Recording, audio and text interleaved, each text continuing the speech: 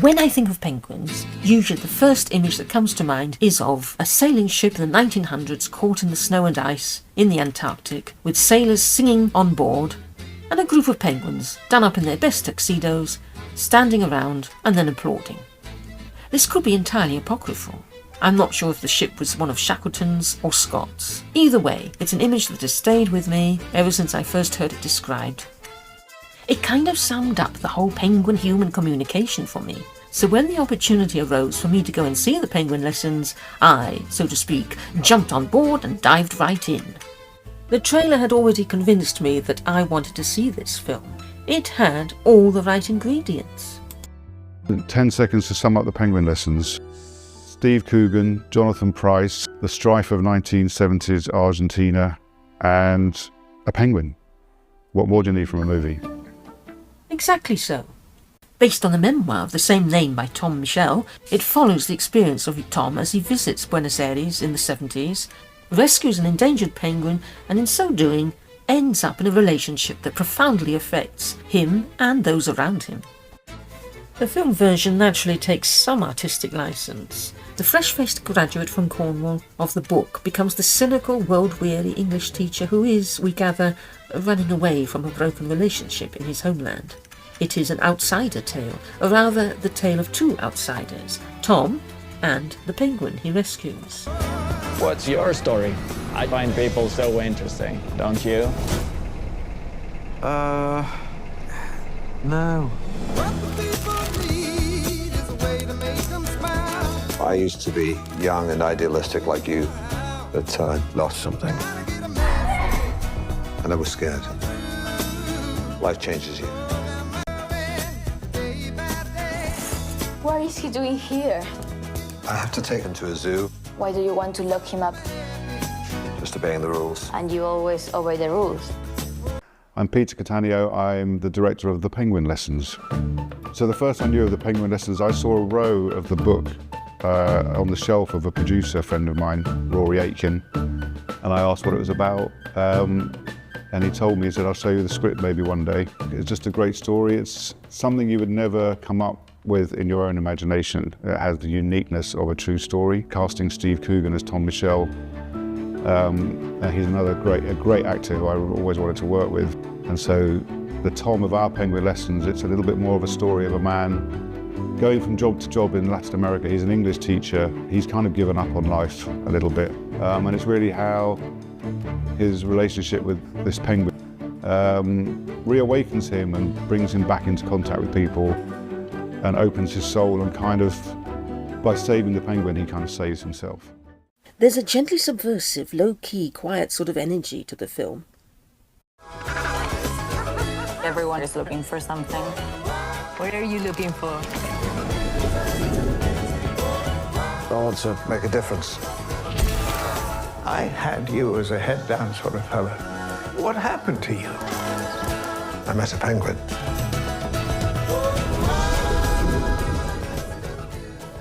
It's a fun movie and it's a serious movie, with wonderful laugh-out-loud funny moments. It's also a film about two anarchists, one human and the other penguin. Before going any further though, hats off to the film crew. We get treated to some wonderful sunsets, and possibly some of my favourite moments, especially down on the beach. Even the oil slicks assume a different quality with a dark and perilous beauty. Now back to the story. It is while on a brief break in Uruguay that Tom comes across an endangered penguin struggling and floundering in one such oil slick. What to do? In the book, Tom is alone, saddened by the sight of this. In the movie version, Tom, somewhat older, is with a woman, and it is she who inspires him to rescue the penguin, and together they smuggle him into the hotel and wash him in the bath. Easier said than done. At first it seems a natural option to try and put the penguin back into the sea. And here we have some more of my favourite shots.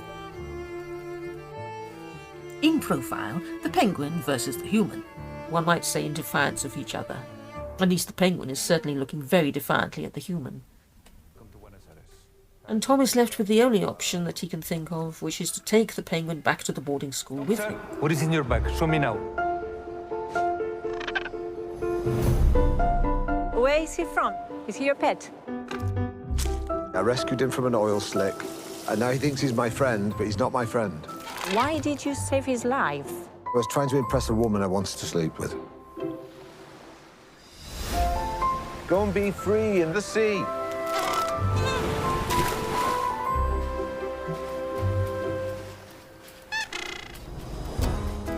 Welcome to St. George's School. Argentina's in chaos. A coup is imminent. Whatever opinions you have, keep them to yourself. And no smoking, no pets. If you keep this between ourselves, I'll let you all feed him some fish. Deal? Yes, he's okay with that. You can't argue with that kind of logic. Of course, the penguin becomes his closest friend, and later his therapist. And a therapist for his colleague. You have a penguin in there? A penguin? A penguin. Yes. His boss, and eventually everybody else.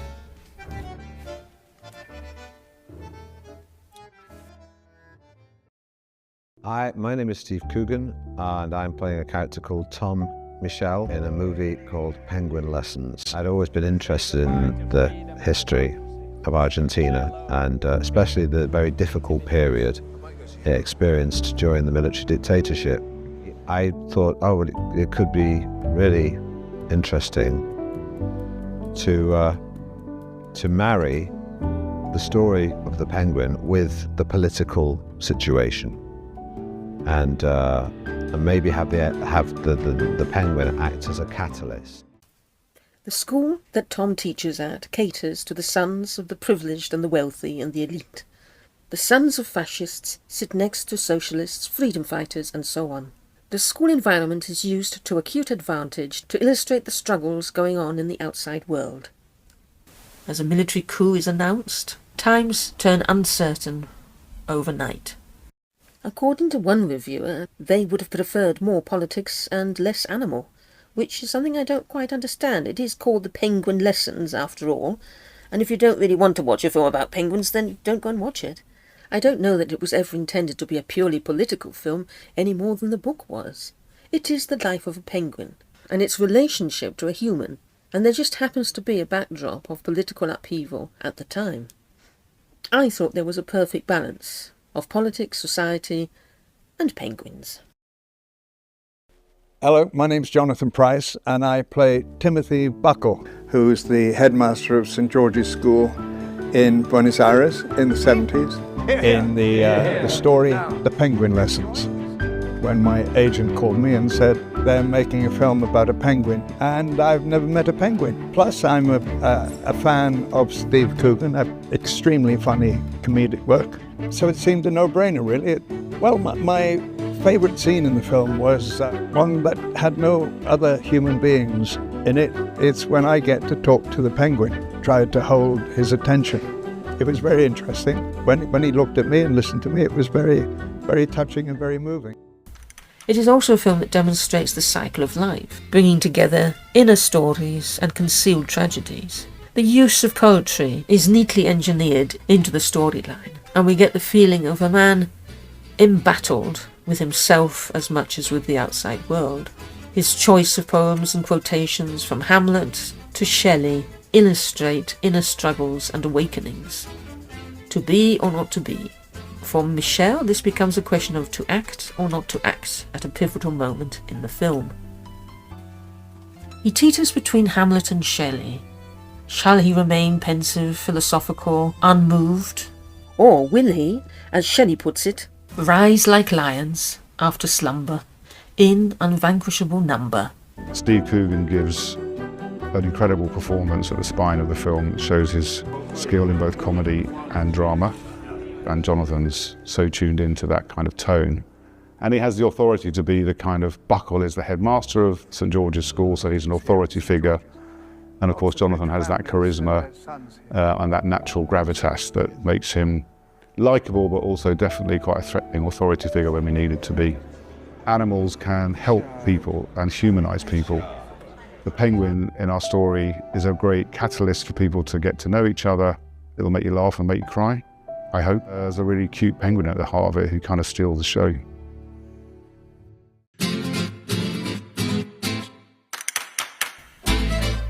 I also love the quiet sense of anarchy that healthily abounds throughout the movie.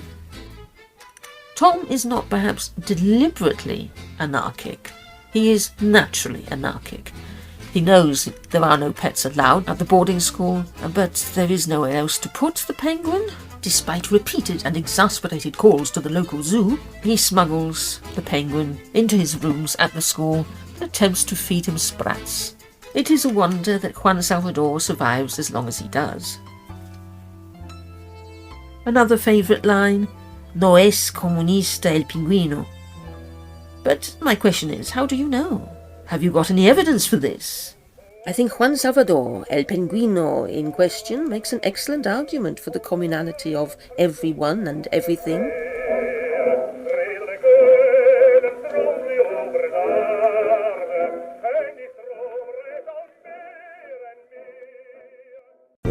Either you go or the penguin goes. You mean if I go, the penguin can stay? As Tom begins to engage more with the people around him through the penguin, we discover more about him and what his inner demons are. It is a film that touches on cowardice, heroism, anti-heroism, and downright bloody-mindedness. Shelley, Masefield and Shakespeare are wielded deftly throughout the story arc of the film, illustrating upheaval, change, inner and outer turmoil, and resolution. The questions Tom poses for his class are ultimately questions he himself has to learn to answer, and leaves me with the idea that this is potentially a much bigger film than it appears at first sight. So this was a big favourite with me.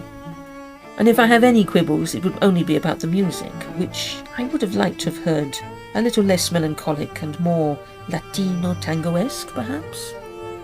But that's a minor quibble I have with a lot of films, both independent or Hollywood made. And getting the music right is one of the most difficult things. So there you are, a timely, laugh-out-loud, and shall we say a muted adventure film. It has a certain thrill to it that is unique and quite outside the norm of your everyday cinema experience. Definitely 5 stars. I think people will be entertained by it and moved by it and educated by it in a way, but it's also about people coming together, forgetting their differences. And now for the big question, what is it like to work with a penguin? My name's Steve Coogan. This is Hans Pedersen. This is Baba. Hello, Baba. Different penguins have slightly different personalities. Some are more active, some are friendly, some are still. Didn't know anything about penguins apart from seeing them in the zoo and seeing master penguins. We didn't know what to expect, really. We did as much research. We met the penguin handlers, we talked to them. There's a scene where it jumps out of the back of a taxi. And so those specific moments, they were trained to do that. And then they put them in the water, and then they just go, and they're the most elegant, beautiful thing you've ever seen. So that transition was like, okay, we have to have that. Most of all, they have their mate. When they have to go from one place to other, we just show them where their partner is, and they just follow the thing because they know their partner is waiting for them in the other place. Everything they've done in the film, they do naturally. Sometimes do what you want, sometimes they don't, so you just have to be patient. You know, if they're happy, then I'm happy, and it's sort of a virtuous circle. I'm going to miss them because yeah, there is something quite calming about being around them.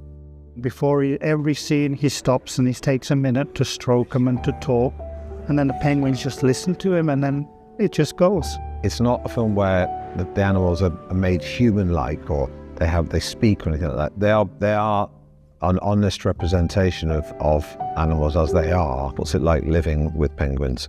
Well, I think you've seen a bit of it yourself, I think, how to live and work with a penguin. When my parents died, I inherited the penguins and we carried on. Baba, Richard, they sleep at the foot of our bed. Yeah, he's a good boy, very handsome, very handsome. Yeah, I've got a dog, and people say I look a bit like my dog. Has anyone ever said that you look a bit like a penguin? Yes. Yes, I think so.